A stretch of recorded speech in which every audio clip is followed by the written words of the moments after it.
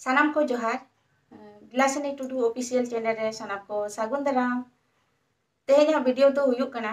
गुरु गंके all आका लाक्चर सेरें पोतब रेना गे मिट खत दोंग सेरें ऑल मेना तमा रोड मेना तमा धरम मेना तमा आमहो मेना ऑल एम आद ले रे रोड एम आद ले धरम एम आद ले रे आमहो मादो तीना सारी कथा ऑल रोड धरम जुदी मेना तमा आमहो मेना में गया सावता तलारे और नोआ को जुदीम आद किया एनखान आम दो सावता खनेम बाहरेना से सांतार सावता रे दो बाम लेखा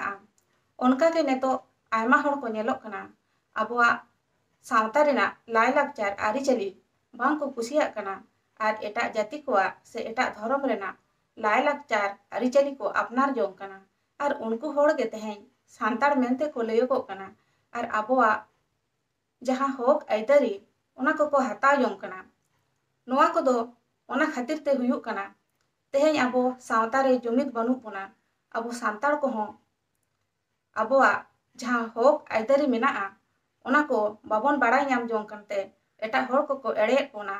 दिलाबन जुमिदोआ सानाम होड़ गे अबोआ रोड ऑल धरम जाति लगी जुमिद काते बन कमिया अबोआ जुमिद दाड़े गे मारांगा जुमिद दाड़े तेगे